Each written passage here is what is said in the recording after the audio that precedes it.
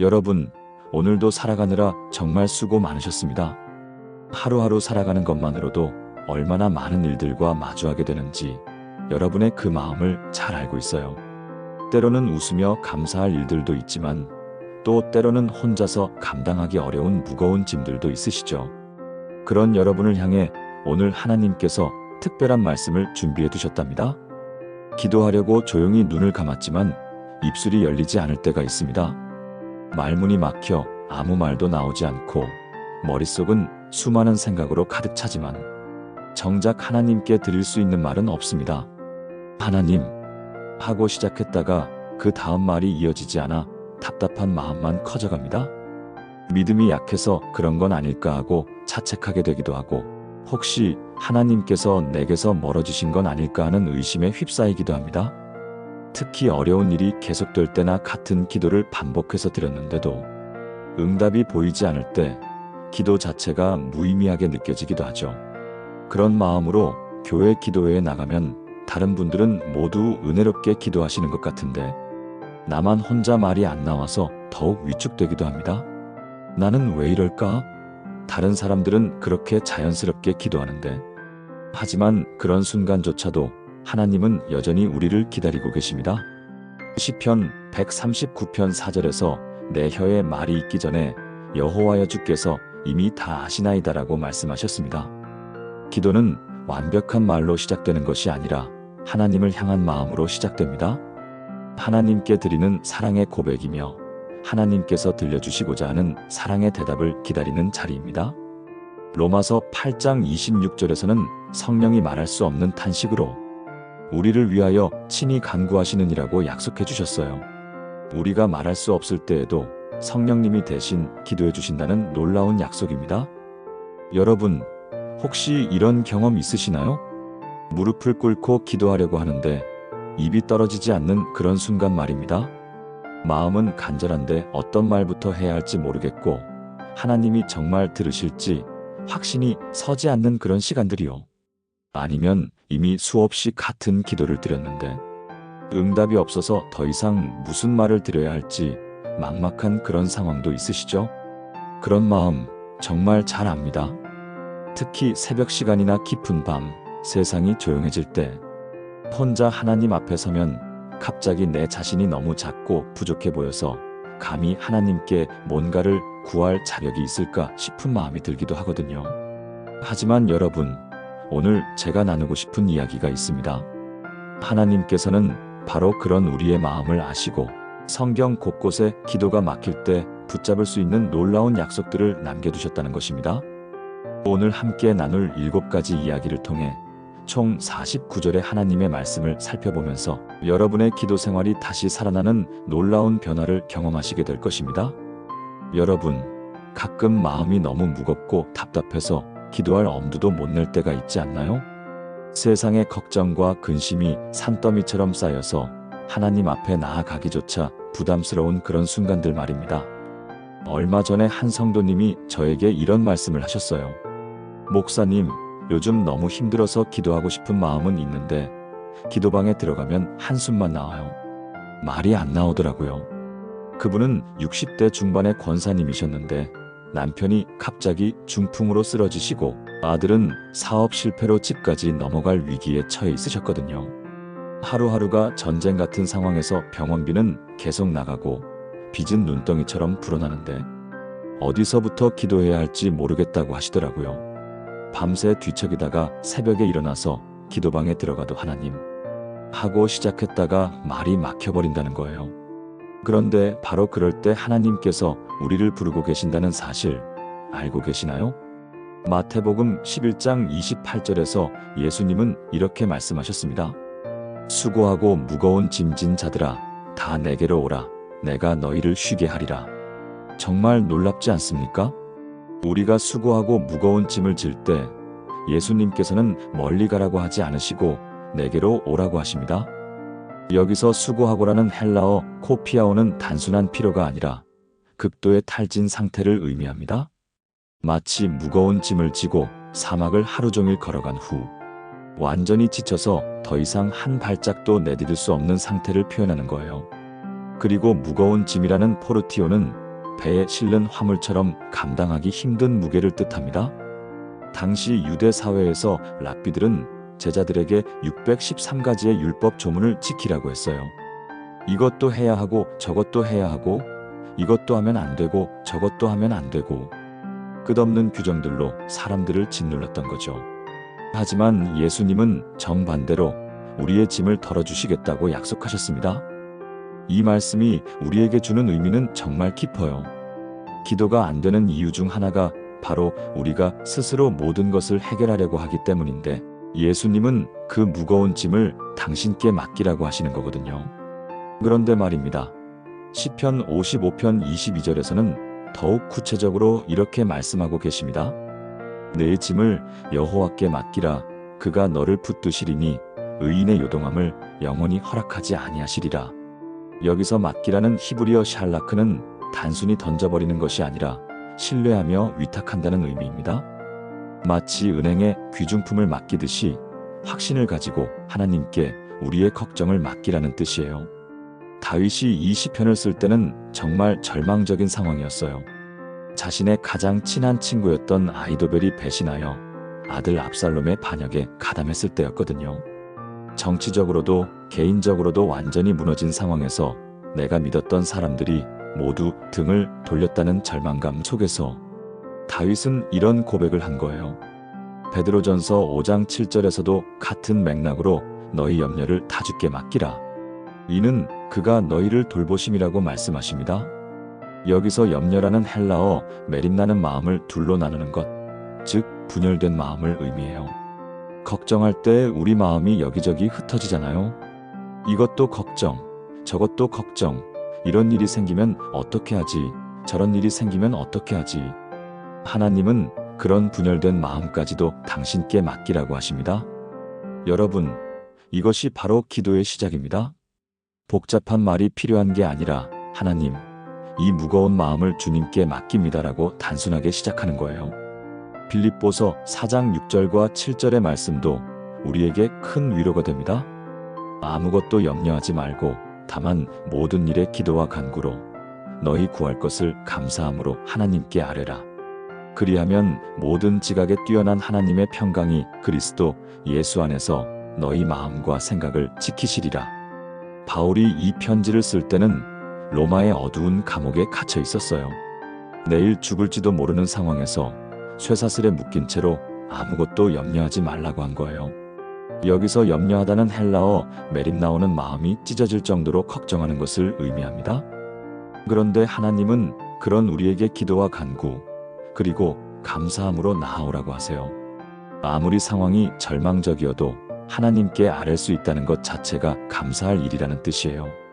이사야 26장 3절에서는 주께서 심지가 견고한 자를 평강하고 평강하도록 지키시리니 이는 그가 주를 신뢰함이니이다라고 말씀합니다. 심지가 견고한 자는 히브리어로 야추루 사무크인데 마음이 하나님께 고정되어 있는 사람을 의미해요. 바람에 흔들리는 갈대가 아니라 깊은 뿌리를 내린 나무처럼 하나님께 마음을 고정시키는 거죠. 그런데 여러분, 실제로 이 말씀들을 어떻게 적용할 수 있을까요? 아침에 눈을 뜨자마자 하나님, 지금 제 마음이 너무 무겁습니다라고 솔직하게 고백해 보세요. 어떤 말부터 해야 할지도 모르겠어요. 하지만 주님께서 수고하고 무거운 짐진 저를 부르셨으니 이 모든 것을 주님께 맡깁니다. 그리고 구체적으로 하나하나 나열해 보는 거예요. 이 걱정을 맡깁니다. 이 두려움을 맡깁니다. 이 불안을 맡깁니다. 마치 무거운 짐을 하나씩 내려놓듯이 말이에요. 앞서 말씀드린 그 권사님도 이렇게 기도하기 시작하셨어요. 처음에는 눈물만 흘리시더니 점점 마음이 평안해지시더라고요. 며칠 후에는 목사님 신기해요. 상황은 그대로인데 마음이 다르더라고요 라고 하시더니 몇 달 후에는 하나님이 책임져 주실 거라는 확신이 생겼어요 라고 간증하셨습니다. 그런데 말입니다. 또 다른 어려움이 있죠. 분명히 간절히 기도했는데 응답이 없을 때 정말 하나님이 들으시는 건지 의심이 들 때가 있지 않나요?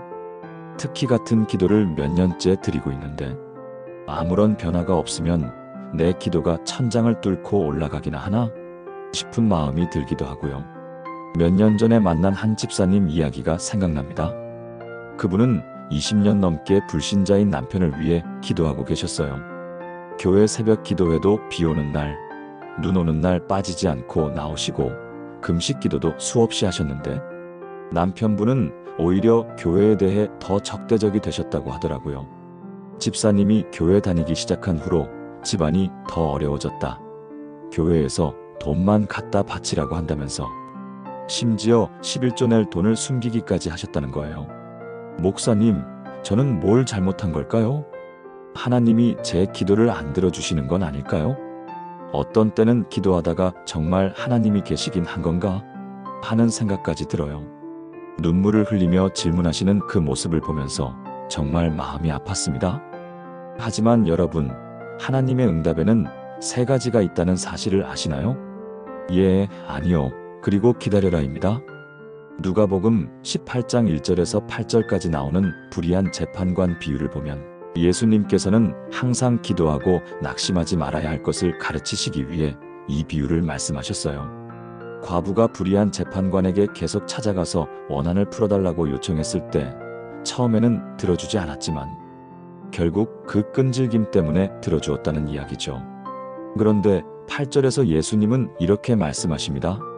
하물며 하나님께서 그 밤낮 부르짖는 택하신 자들의 원한을 풀어주지 아니하시겠느냐? 그들에게 오래 참으시겠느냐? 여기서 오래 참으시겠느냐는 헬라어 마크로띠메오는 단순히 기다리는 것이 아니라 최적의 때를 위해 참으신다는 의미예요. 하나님의 침묵이 무관심이 아니라 최선의 때를 기다리시는 사랑이라는 뜻입니다. 시편 27편 14절에서 다윗은 이렇게 고백합니다. 여호와를 기다릴지어다 강하고 담대하며 여호와를 기다릴지어다. 한 구절 안에서 두 번이나 여호와를 기다리라고 반복하는 것을 보면 기다림이 얼마나 중요한지 알 수 있어요. 히브리어 카바는 단순히 시간을 보내며 기다리는 것이 아니라 밧줄을 꼬듯이 하나님과 하나가 되어 기다리는 것을 의미합니다. 이사야 40장 31절의 유명한 말씀도 같은 맥락이에요.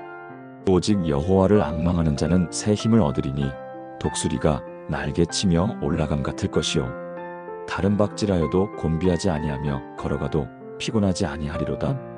앙망하다는 히브리어 카바로 시편 27편과 같은 단어예요.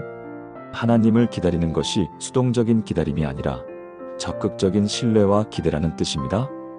독수리가 상승 기류를 기다리듯이 우리도 하나님의 때를 기다리며 준비하는 거죠.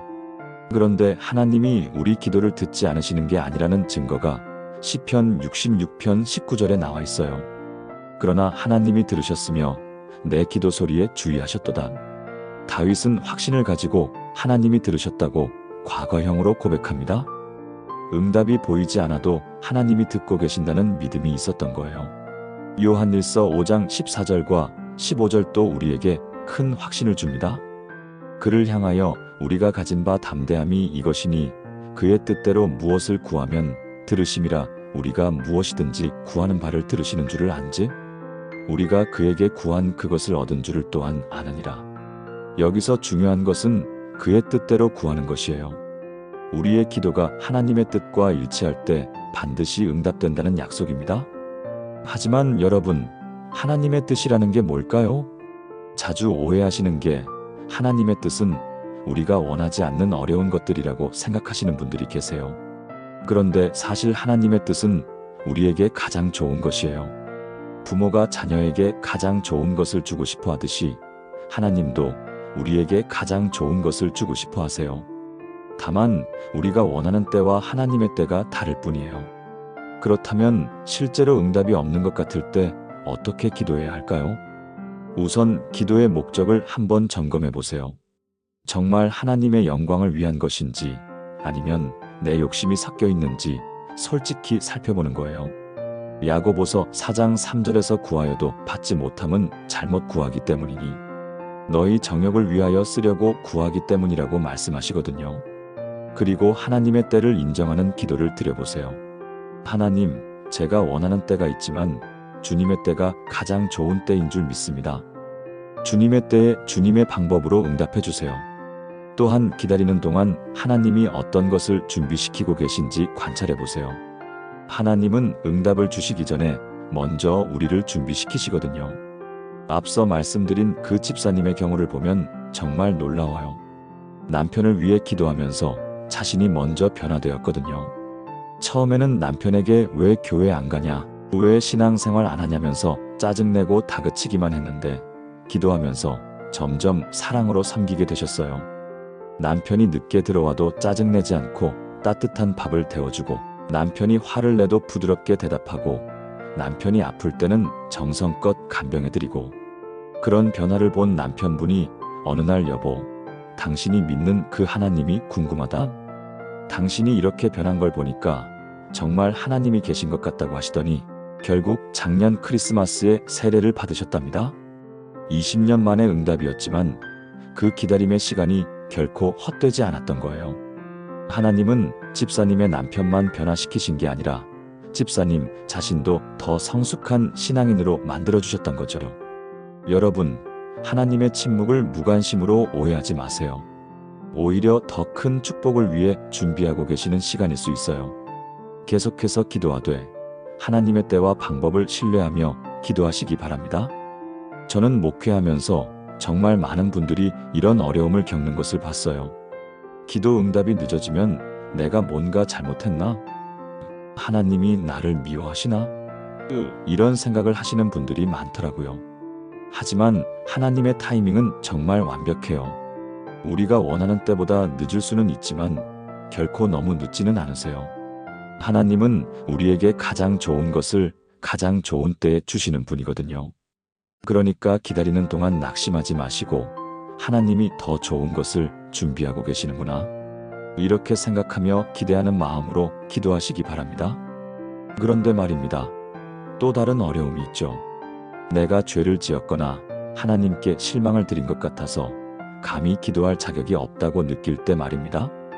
특히 같은 죄를 반복하거나 하나님께 약속했던 것을 지키지 못했을 때, 이런 내가 어떻게 하나님 앞에 나아갈 수 있을까 하는 마음이 들기도 하고요. 몇 년 전에 상담했던 한 청년의 이야기가 생각납니다. 그는 대학생 때부터 음란물 중독에 빠져 있었는데 회개 기도를 수없이 드렸지만 계속 실패하기를 반복했어요. 목사님, 저는 정말 구원받은 게 맞나요? 같은 죄를 1000번도 넘게 지었는데 하나님이 용서해 주실까요? 어떤 때는 기도하다가 너무 부끄러워서 중간에 그만두게 되더라고요. 이런 더러운 놈이 감히 거룩하신 하나님께 기도를 드린다고 하는 생각이 들면서 절망적인 표정으로 질문하는 그를 보면서 정말 마음이 아팠습니다. 하지만 여러분, 바로 그런 우리를 위해 예수님이 오셨다는 사실을 아시나요? 로마서 5장 8절에서 바울은 이렇게 선언합니다. 우리가 아직 죄인 될 때에 그리스도께서 우리를 위하여 죽으심으로 하나님께서 우리에 대한 자기의 사랑을 확증하셨느니라. 여기서 중요한 것은 아직 죄인 될 때라는 표현이에요. 우리가 죄에서 벗어난 후에 사랑하신 게 아니라 죄인인 상태 그대로를 사랑하셨다는 뜻입니다. 헬라어 에티는 여전히 계속해서라는 의미를 담고 있어요. 우리가 여전히 연약하고 실수할 때에도 하나님의 사랑은 변하지 않는다는 거죠. 시편 103편 10절에서 12절까지의 말씀도 놀라운 은혜를 보여줍니다. 우리의 죄를 따라 우리를 처벌하지 아니하시며 우리의 죄악을 따라 우리에게 그대로 갚지 아니하셨으니 이는 하늘이 땅에서 높음같이 그를 경외하는 자에게 그의 인자하심이 크심이로다. 동이 서에서 먼 것 같이 우리의 죄과를 우리에게서 멀리 옮기셨도다. 다윗이 밧세바와의 간음죄를 범한 후 회개할 때 고백한 말씀이에요. 그런데 여기서 동이 서에서 먼 것 같이라는 표현이 정말 놀라워요. 히브리어로 무한한 거리를 의미하거든요. 북쪽 끝과 남쪽 끝은 지구가 둥글기 때문에 언젠가는 만날 수 있지만 동쪽과 서쪽은 영원히 만날 수 없잖아요. 하나님이 우리 죄를 그만큼 완전히 제거해 주셨다는 뜻입니다. 요한일서 1장 9절의 약속도 우리에게 큰 희망을 줍니다. 만일 우리가 우리 죄를 자백하면 그는 미쁘시고 의로우사 우리 죄를 사하시며 우리를 모든 불의에서 깨끗하게 하실 것이요. 여기서 자백하다는 헬라어 호몰로게오는 단순히 인정하는 것이 아니라 하나님과 같은 생각을 갖는다는 의미예요. 즉, 내 죄에 대해 하나님과 같은 관점을 갖는 것, 하나님처럼 그 죄를 미워하는 마음을 갖는 거죠. 그럴 때 하나님은 미쁘시고 의로우사, 즉 신실하시고 공의로우시기에 우리를 용서해 주신다는 약속입니다. 히브리서 4장 15절과 16절도 우리에게 큰 위로가 됩니다. 우리에게 있는 대제사장은 우리의 연약함을 동정하지 못하실 이가 아니요 모든 일에 우리와 같이 시험을 받으신 이로되 죄는 없으시니라. 그러므로 우리는 긍휼하심을 받고 때를 따라 돕는 은혜를 얻기 위하여 은혜의 보좌 앞에 담대히 나아갈 것이니라. 예수님이 우리의 연약함을 이해하지 못하시는 분이 아니라는 거예요. 모든 시험을 받으셨기 때문에 우리의 어려움을 완전히 공감하신다는 뜻입니다. 그래서 담대히 나아가라고 하시는 거죠. 헬라어 파레시아는 숨김없이 모든 것을 털어놓는 자유함을 의미합니다. 하나님 앞에서 가면을 쓸 필요가 없다는 뜻이에요. 그렇다면 죄책감 때문에 기도가 막힐 때 어떻게 해야 할까요? 우선 완벽한 사람이 되려고 노력하지 마세요. 하나님은 완벽한 사람을 찾으시는 게 아니라 회개하는 마음을 찾으십니다. 시편 51편 17절에서 하나님께서 구하시는 제사는 상한 심령이라 하나님이여 상하고 통회하는 마음을 주께서 멸시하지 아니하시리이다라고 하셨거든요. 그리고 죄를 숨기려 하지 말고 솔직하게 고백하세요. 하나님, 또 같은 실수를 했습니다. 정말 부끄럽고 죄송합니다. 하지만 주님의 용서를 믿고 다시 시작하고 싶습니다. 이렇게 단순하고 솔직하게 고백하는 거예요. 또한 예수님의 십자가를 기억하세요. 내 노력으로 의로워지는 게 아니라 예수님의 공로로 의롭게 된다는 사실을 매일 기억하는 거죠.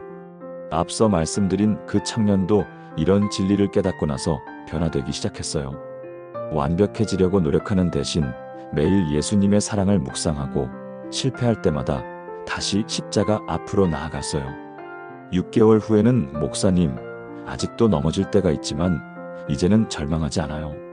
주님이 끝까지 포기하지 않으실 거라는 확신이 생겼거든요. 그리고 신기하게도 죄를 짓고 나서도 도망가지 않고 더 빨리 하나님께 돌아오게 되더라고요 라고 간증했습니다. 여러분, 하나님은 여러분의 완벽함을 보시는 게 아니라 회개하는 마음을 보십니다. 죄책감 때문에 멀어지지 마시고 오히려 더 가까이 나아가시기 바랍니다. 그런데 말입니다. 때로는 죄책감이 아니라 원망과 분노 때문에 기도가 막힐 때도 있지 않나요? 하나님, 왜 이런 일이 일어나게 하셨나요? 정말 불공평합니다. 이런 마음이 들 때는 감히 하나님께 기도드릴 엄두가 나지 않기도 하고 또 한편으로는 이런 마음을 품는 것 자체가 신앙적으로 옳지 않다고 생각해서 더욱 괴로워지기도 하죠. 얼마 전에 만난 한 어머니의 이야기를 들려드릴게요. 그분은 20대 아들을 교통사고로 잃으셨어요. 그런데 그 사고가 음주운전자가 일으킨 사고였거든요. 밤 12시가 넘어서 술에 만취한 채로 운전하던 사람이 신호등을 무시하고 달려와서 신호를 지키며 서 있던 아들의 차를 들이받았던 거예요. 아들은 그 자리에서 즉사했고 가해자는 가벼운 부상만 입었어요. 목사님, 저는 30년 넘게 믿었는데 하나님이 왜 이런 일을 당하게 하셨는지 모르겠어요.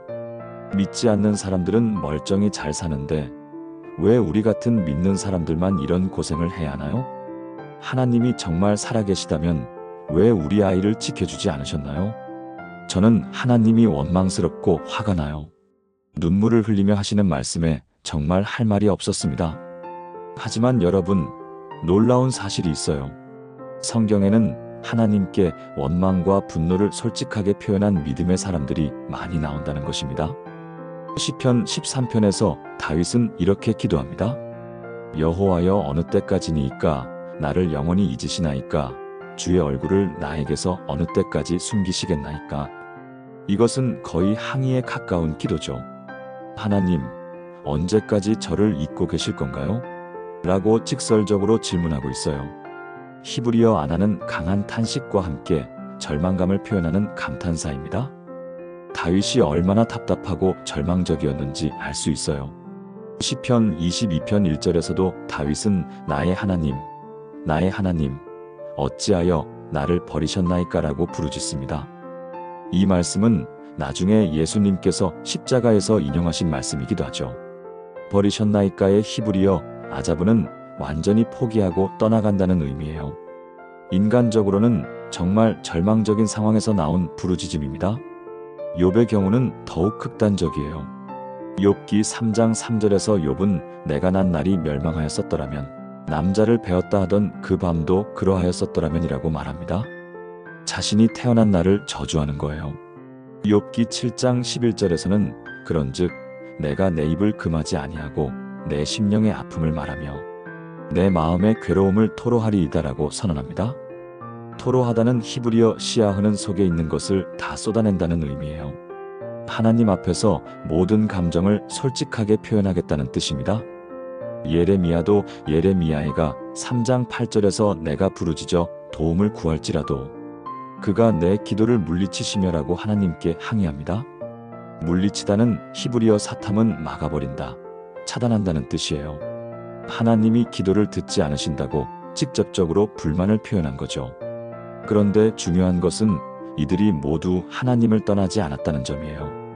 다윗은 시편 13편 5절에서 나는 오히려 주의 인자하심을 의지하였사오니 내 마음은 주의 구원을 기뻐하리이다라고 고백합니다.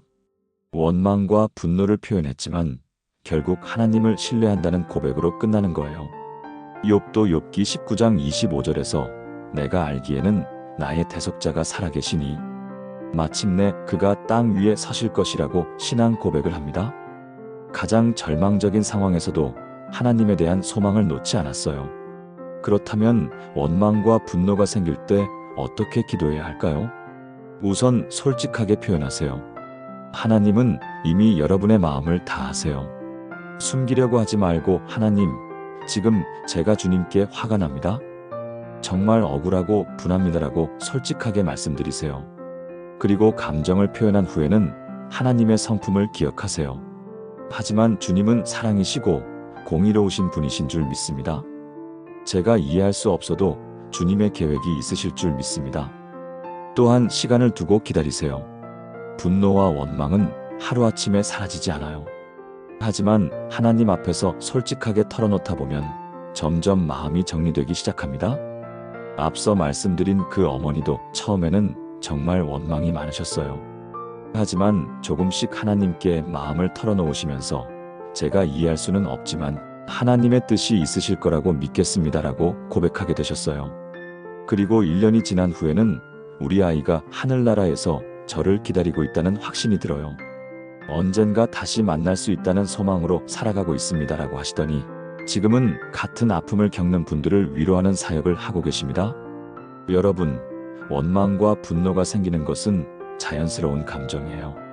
그것을 숨기거나 억누르려 하지 마시고 하나님 앞에 솔직하게 털어놓으시기 바랍니다. 하나님은 여러분의 모든 감정을 받아주실 분입니다. 그런데 여러분, 또 다른 어려움이 있어요. 믿음 자체가 흔들릴 때 정말 하나님이 계시기는 한 건가? 내가 지금까지 헛된 것을 믿고 있었던 건 아닐까? 하는 의심이 들 때입니다. 특히 힘든 일이 계속 일어나거나 주변의 불신자들이 더 잘 사는 것을 볼 때 이런 생각이 들기 쉽죠. 그럴 때는 기도하는 것 자체가 무의미하게 느껴지기도 하고요. 작년에 상담했던 한 권사님이 생각납니다. 그분은 40년간 열심히 신앙생활을 하셨는데 연달아 어려운 일들이 생기면서 믿음이 많이 흔들리셨어요. 먼저 남편이 사업에 실패해서 집까지 경매로 넘어갔고 얼마 지나지 않아 딸이 유방암 3기 진단을 받았거든요. 그런데 같은 시기에 믿지 않는 옆집 사람은 로또에 당첨되어서 큰 집으로 이사를 가는 거예요. 목사님, 저는 정말 하나님을 믿어왔는데 왜 이런 일들만 생기는 걸까요? 차라리 믿지 않는 게 나았을까요? 하나님이 정말 계시기는 한 건가요? 정말 절망적인 목소리로 질문하시는 그분을 보면서 마음이 아팠습니다. 하지만 여러분, 믿음의 의심도 사실은 신앙의 자연스러운 과정이라는 것을 아시나요? 마가복음 9장 24절에서 귀신 들린 아이의 아버지가 예수님께 이렇게 말합니다. 내가 믿나이다. 나의 믿음 없음을 도와주소서. 정말 솔직한 고백이죠. 믿긴 믿는데 확신이 서지 않습니다. 이런 저를 도와주세요. 헬라어 아피스티아는 믿음의 부족, 확신의 결여를 의미해요. 예수님은 이런 솔직한 고백을 책망하지 않으시고 그 아이를 고쳐주셨어요. 도마의 경우도 마찬가지예요. 요한복음 20장 25절에서 도마는 내가 그의 손에 못자국을 보며 내 손가락을 그 못자국에 넣으며 내 손을 그 옆구리에 넣지 않고는 믿지 아니하겠노라고 말합니다. 정말 직설적인 의심의 표현이죠. 하지만 예수님은 일주일 후에 다시 나타나셔서 도마에게 내 손가락을 이리 내밀어 내 손을 보고 내 손을 내밀어 내 옆구리에 넣어보라. 믿음 없는 자가 되지 말고 믿는 자가 되라고 말씀하셨어요. 도마를 책망하기보다는 오히려 그의 의심을 이해하고 확신을 주셨던 거예요. 시편 73편은 아삽이 믿음의 위기를 겪었을 때 쓴 시편입니다. 2절에서 3절에서 나는 거의 실족할 뻔하였고 내 걸음이 미끄러질 뻔하였으니 이는 내가 악인의 형통함을 보고 오만한 자를 질투하였음이로다라고 솔직하게 고백해요. 악한 사람들이 잘 사는 것을 보고 하나님의 공의를 의심했다는 거죠. 하지만 17절에서 하나님의 성소에 들어갈 때에야 그들의 종말을 내가 깨달았나이다라고 고백합니다. 하나님의 임재 가운데서 다시 영적인 눈이 열렸다는 뜻이에요. 그렇다면 믿음이 흔들릴 때 어떻게 기도해야 할까요? 우선 의심을 숨기지 마세요. 하나님은 이미 여러분의 마음을 다 아시니까요. 하나님, 지금 제 믿음이 흔들리고 있습니다. 정말 주님이 계신지 의심이 됩니다. 이런 저를 도와주세요. 이렇게 솔직하게 고백하는 거예요. 그리고 과거에 경험한 하나님의 은혜를 기억해 보세요. 시편 77편 11절에서 여호와의 일들을 기억하며 옛적에 주께서 행하신 기사를 기억하리이다라고 했듯이 지금까지 하나님이 어떻게 도우셨는지 되돌아보는 거예요. 또한 믿음의 선배들의 간증을 들어보세요. 나 혼자만 이런 어려움을 겪는 게 아니라는 것을 알게 되면 큰 위로가 됩니다. 그리고 작은 것부터 감사해 보세요. 믿음이 흔들릴 때는 큰 것에 대한 감사가 어렵잖아요. 그럴 때는 오늘 하루 살게 해주셔서 감사합니다. 숨 쉬게 해주셔서 감사합니다. 이렇게 작은 것부터 시작하는 거예요. 히브리서 11장 1절에서 믿음은 바라는 것들의 실상이요 보이지 않는 것들의 증거니라고 정의합니다. 실상이라는 헬라어 휘포스타시스는 기초, 확신이라는 뜻이에요. 보이지 않아도 확신할 수 있는 근거가 믿음이라는 거죠. 로마서 10장 17절에서는 그러므로 믿음은 들음에서 나며 들음은 그리스도의 말씀으로 말미암았느니라고 말씀합니다. 믿음은 감정이 아니라 하나님의 말씀에 근거한다는 뜻이에요. 감정은 변하지만 하나님의 말씀은 변하지 않거든요. 앞서 말씀드린 그 권사님도 처음에는 정말 힘들어하셨어요. 하지만 조금씩 말씀을 붙잡고 기도하시면서 상황은 여전히 어렵지만 하나님이 함께 하신다는 확신이 생겼어요 라고 고백하게 되셨어요. 지금은 남편분도 다시 일자리를 찾으셨고 딸의 암도 수술과 항암 치료를 통해 많이 호전되셨답니다. 그런데 말입니다. 또 다른 분의 이야기도 들려드리고 싶어요. 작년에 만난 한 장로님의 간증인데 정말 많은 분들이 공감하실 것 같아서요. 그분은 70세가 되시는 원로 장로님이셨는데 평생 교회를 위해 헌신하며 살아오셨어요. 세 자녀 모두 어려서부터 교회에서 키우시고 신앙교육에 정말 심혈을 기울이셨거든요. 그런데 몇 해 전부터 가장 믿음이 좋았던 둘째 아들이 갑자기 교회를 나오지 않기 시작했어요. 처음에는 일이 바빠서 그러려니 했는데 나중에 알고 보니 완전히 믿음을 잃어버린 상태였던 거예요. 아버지, 저는 더 이상 하나님을 믿을 수 없어요. 이 세상에 하나님이 정말 계시다면 왜 이렇게 불공평한 일들이 많은지 모르겠어요. 40년 넘게 신앙생활을 했던 아들이 그런 말을 하는 것을 듣고 장로님은 정말 충격을 받으셨어요. 목사님, 저는 평생 하나님을 섬기며 살았는데 제 자식 하나 제대로 못 키운 것 같아서 너무 부끄럽더라고요. 밤마다 기도하려고 하는데 내가 뭘 잘못했을까? 어디서 실수했을까? 이런 생각만 들고 하나님께 뭐라고 기도해야 할지 모르겠어요. 그러면서 눈물을 흘리시더라고요. 평생 다른 사람들에게 믿음에 대해 말씀해 오셨던 분이 정작 자신의 가정에서는 무력감만 느끼고 계셨던 거예요. 그런데 그 장로님이 디모데후서 1장 5절 말씀을 붙잡고 기도하기 시작하셨어요. 이는 내 속에 거짓이 없는 믿음이 있음을 생각함이라. 이 믿음은 먼저 내 외조모 로이스와 내 어머니 유닉의 속에 있더니 내 속에도 있는 줄을 확신하노라. 바울이 디모데에게 했던 말씀처럼 신앙은 세대를 이어가는 것이고 당장 눈에 보이지 않아도 하나님께서 그 씨앗을 심어 놓으셨다는 믿음을 갖기 시작하신 거예요. 그리고 아들을 다그치거나 설득하려 하지 않고 그저 묵묵히 사랑으로 섬기시면서 기도만 하셨어요. 놀랍게도 1년 후 그 아들이 갑자기 아버지께 이런 말을 하더라고요. 아버지, 제가 믿음을 잃었을 때도 아버지는 저를 한 번도 포기하지 않으셨잖아요.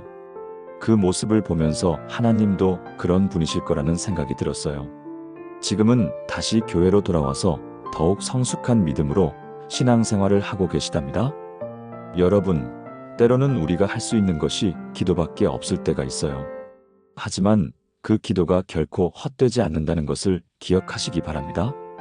여러분, 믿음이 흔들리는 것은 부끄러운 일이 아니에요. 오히려 더 견고한 믿음으로 나아가는 과정일 수 있습니다. 의심할 때마다 하나님 앞에 솔직하게 나아가시기 바랍니다. 그런데 말입니다. 때로는 너무 깊은 상처 때문에 아예 말이 나오지 않을 때가 있어요. 마음속 깊은 곳에 있는 아픔이 너무 커서 그것을 어떻게 표현해야 할지도 모르겠고 누구에게도 말할 수 없는 그런 상처 말입니다. 성적 학대를 당했거나 사랑하는 사람에게 깊은 배신을 당했거나 어린 시절의 트라우마가 아직도 영향을 미치는 경우들이 있죠. 그럴 때는 하나님 앞에서도 어떻게 기도해야 할지 막막할 때가 많습니다. 몇 년 전에 상담했던 한 자매님이 생각납니다. 그분은 어린 시절 아버지로부터 지속적인 신체적, 정신적 학대를 받으며 자랐어요. 30년이 지난 지금도 그 상처가 너무 깊어서 하나님을 아버지라고 부르는 것조차 어려워하셨거든요. 목사님, 저는 주기도문을 외울 때 하늘에 계신 우리 아버지여라는 부분에서 항상 막혀요. 하나님을 아버지라고 부르면 그 사람 생각이 나서 너무 괴로워요. 기도하다가 울음이 터져서 중간에 그만두게 되더라고요. 눈물을 흘리며 말씀하시는 그분을 보면서 정말 마음이 아팠습니다. 하지만 여러분, 그런 우리를 하나님이 모르실까요? 로마서 8장 26절에서 27절에서는 놀라운 약속을 해주십니다. 이와 같이 성령도 우리의 연약함을 도우시나니 우리는 마땅히 기도할 바를 알지 못하나 오직 성령이 말할 수 없는 탄식으로 우리를 위하여 친히 간구하시느니라. 마음을 살피시는 이가 성령의 생각을 하시나니 이는 성령이 하나님의 뜻대로 성도를 위하여 간구하심이라. 말할 수 없는 탄식이라는 헬라어 스테나그모이스, 알랄레토이스는 언어로 표현할 수 없는 깊은 신음을 의미해요. 우리가 말로 표현할 수 없는 아픔까지도 성령님이 대신 기도해 주신다는 약속입니다. 시편 34편 18절도 큰 위로가 됩니다. 여호와는 마음이 상한 자를 가까이 하시고 중심에 통회하는 자를 구원하시는도다. 마음이 상한 자라는 히브리어 니슈벨의 레브는 마음이 산산조각난 상태를 의미해요. 그런 사람을 하나님이 멀리 하시는 게 아니라 오히려 가까이 하신다는 거예요. 시편 147편 3절에서도 상심한 자들을 고치시며 그들의 상처를 싸매시는도다라고 말씀하십니다. 상심한 자는 히브리어 니슈벨의 레브로 같은 표현이고 상처를 싸매다는 하바쉬는 의사가 상처를 치료하듯 정성스럽게 돌보신다는 의미예요. 이사야 61장 1절에서 메시아에 대한 예언도 우리에게 희망을 줍니다. 주 여호와의 영이 내게 임하였으니 이는 여호와께서 내게 기름을 부으사 가난한 자에게 복음을 전하게 하려 하심이라. 나를 보내사 마음이 상한 자를 고치며 포로된 자에게 자유를, 갇힌 자에게 노임을 전파하게 하려 하심이라. 예수님이 이 땅에 오신 목적 중 하나가 바로 마음이 상한 자를 고치는 것이라는 거예요. 누가복음 4장 18절에서 예수님께서 이 말씀을 직접 인용하시면서 자신의 사명을 선포하셨어요. 그렇다면 깊은 상처 때문에 기도가 막힐 때 어떻게 해야 할까요? 우선 말이 나오지 않아도 하나님 앞에 나아가세요. 그냥 앉아있기만 해도 됩니다. 하나님은 여러분의 마음을 다 아시니까요. 하나님, 제가 뭐라고 말해야 할지 모르겠어요. 그냥 여기 있겠습니다. 이것만으로도 충분한 기도예요. 그리고 성령님이 대신 기도해 주신다는 사실을 믿으세요. 여러분이 표현할 수 없는 아픔까지도 성령님이 완벽하게 하나님께 전달해 주십니다. 또한 하나님의 사랑을 의심하지 마세요. 상처받은 마음은 하나님도 나를 버리실 거야 라고 생각하기 쉬워요.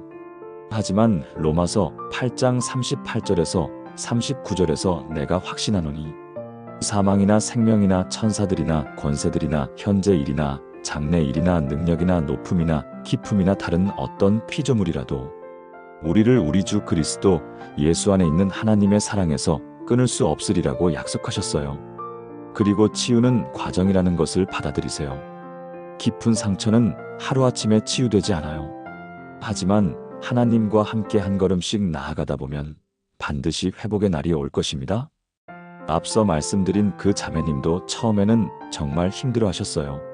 하지만 조금씩 하나님의 사랑을 경험하시면서 하나님은 제가 알던 그 사람과는 전혀 다른 분이시더라고요.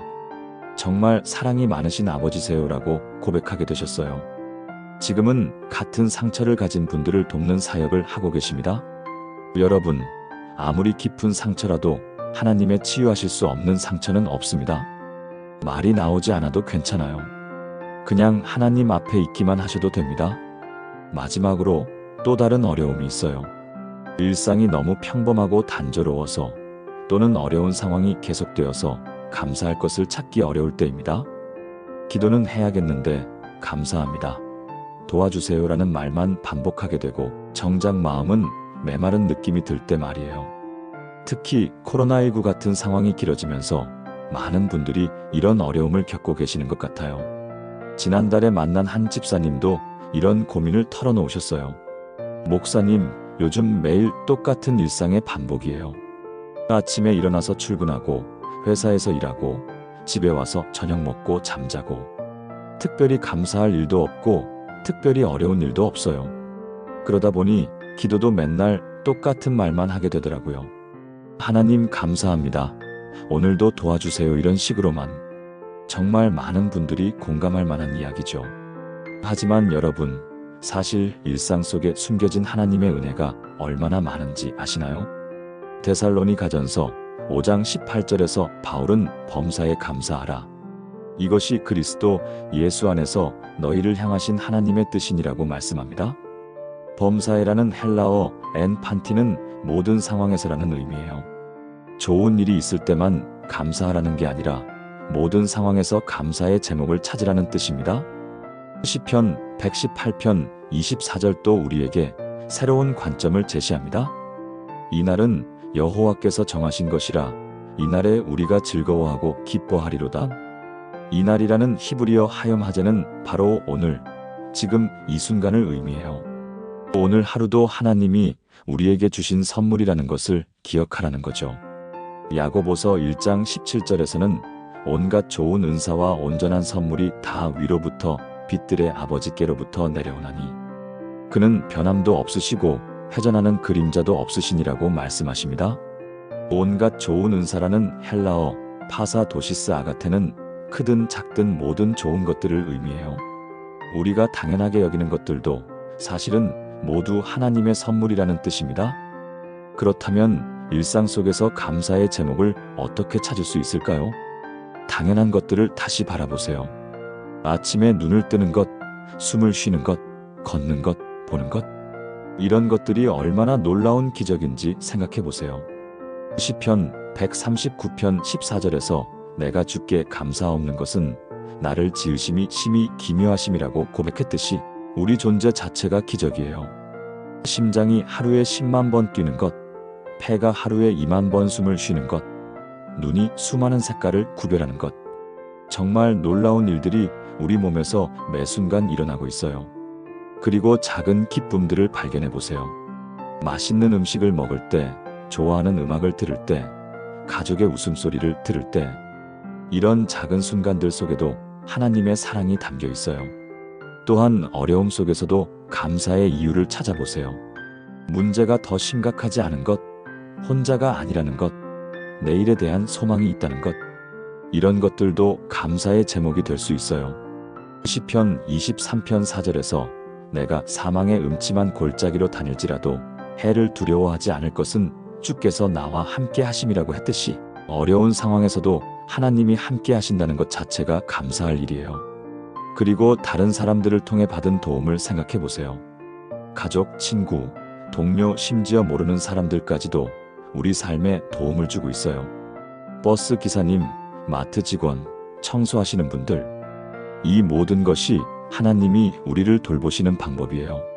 에베소서 5장 20절에서 범사에 우리 주 예수 그리스도의 이름으로 항상 아버지 하나님께 감사하며라고 말씀하신 것처럼 예수님의 이름으로 감사드릴 때 우리 기도가 살아납니다. 골로새서 3장 17절 또 무엇을 하든지 말에나 일에나 다 주 예수의 이름으로 하고 그를 힘입어 하나님 아버지께 감사하라고 말씀하세요. 일상의 모든 순간이 감사의 기회라는 뜻이에요. 앞서 말씀드린 그 집사님도 이런 관점을 갖게 되시면서 기도가 달라지셨어요. 목사님, 똑같은 일상인데 감사할 것들이 이렇게 많은 줄 몰랐어요. 매일 아침 커피 한 잔을 마시는 것도, 가족이 건강한 것도, 직장이 있다는 것도 정말 모든 것이 은혜더라고요. 기도 시간이 훨씬 풍성해지셨다고 하시더라고요. 그리고 빌립보서 4장 4절의 주 안에서 항상 기뻐하라. 내가 다시 말하노니 기뻐하라는 말씀도 우리에게 도전을 줍니다. 항상이라는 헬라어 판토테는 모든 때, 모든 상황을 의미해요. 상황과 상관없이 주님 안에서 기뻐할 이유가 있다는 거죠. 우리가 하나님의 자녀라는 것, 영원한 생명이 보장되어 있다는 것, 하나님의 사랑을 받고 있다는 것, 이런 영원한 감사의 제목들이 있잖아요. 여러분, 감사는 감정이 아니라 선택입니다. 상황이 좋아서 감사하는 게 아니라 하나님이 좋으시기 때문에 감사하는 거예요. 오늘부터 작은 것들부터 감사해 보세요. 여러분의 기도가 훨씬 풍성해질 것입니다. 한 가지 더 말씀드리고 싶은 것은 감사의 습관을 기르는 가장 좋은 방법은 감사일기를 쓰는 거예요. 매일 저녁 잠자리에 들기 전에 그날 하루 중에 감사했던 일 3가지만 적어보세요. 처음에는 별로 감사할 게 없는데 하실 수도 있지만 한 달만 해보시면 정말 달라지실 거예요. 아, 이런 것도 감사할 일이구나 하면서 일상 속 작은 기적들을 발견하시게 될 것입니다. 그리고 그런 감사가 쌓이면 기도할 때도 자연스럽게 감사의 제목들이 많아지게 되거든요. 정말 놀라운 변화를 경험하시게 될 것입니다. 여러분, 지금까지 기도가 막힐 때 붙잡아야 할 7가지 상황과 40개의 성경 구절들을 함께 나누었습니다. 마음이 무거워 기도할 힘조차 없을 때는 마태복음 11장 28절에 수고하고 무거운 짐 진 자들아 다 내게로 오라는 주님의 부르심을 기억하시기 바랍니다. 응답이 없어서 기도가 막힐 때는 누가복음 18장 1절에 항상 기도하고 낙심하지 말아야 할 것이라는 교훈을 붙드시고요. 죄책감 때문에 하나님 앞에 나아가기 어려울 때는 요한일서 1장 9절에 만일 우리가 우리 죄를 자백하면 그는 미쁘시고 의로우사 우리 죄를 사하시며라는 약속을 의지하세요. 원망과 분노로 기도가 불가능할 때는 시편 13편의 다윗처럼 솔직하게 하나님께 마음을 털어놓으시되 결국 하나님을 신뢰한다는 고백으로 나아가시기 바랍니다. 믿음이 흔들려 기도할 확신이 없을 때는 마가복음 9장 24절에 내가 믿나이다 나의 믿음 없음을 도와주소서라는 솔직한 고백을 드리세요. 말할 수 없는 깊은 상처로 기도가 막힐 때는 로마서 8장 26절에 성령님이 말할 수 없는 탄식으로 우리를 위하여 친히 간구하신다는 약속을 믿으시고요. 마지막으로 감사할 것이 없어서 기도가 형식적일 때는 데살로니가전서 5장 18절의 범사에 감사하라는 말씀을 붙잡고 일상 속 작은 은혜들을 발견해 나가시기 바랍니다. 여러분, 기도는 완벽한 사람이 하는 것이 아닙니다. 부족하고 연약한 우리가 전능하신 하나님께 나아가는 특권이에요. 어떤 상황에서든 어떤 마음 상태에서든 하나님은 여러분을 기다리고 계십니다. 오늘 밤부터 이 말씀들을 붙잡고 다시 기도해 보세요. 분명히 여러분의 기도 생활에 놀라운 변화가 일어날 것입니다. 만약 오늘 이 말씀이 여러분의 마음에 위로와 힘이 되었다면 좋아요 버튼을 눌러주시고 댓글로 아멘이라고 고백해 주세요. 그리고 같은 어려움을 겪고 있는 분들과도 이 은혜를 나누어 주시기 바랍니다. 여러분 모두에게 하나님의 크신 사랑과 은혜가 넘치기를 축복합니다. 기도가 막힐 때마다 이 말씀들을 기억하시고 언제나 담대히 하나님 앞에 나아가시는 복된 성도님들이 되시기를 주님의 이름으로 축복합니다. 아멘.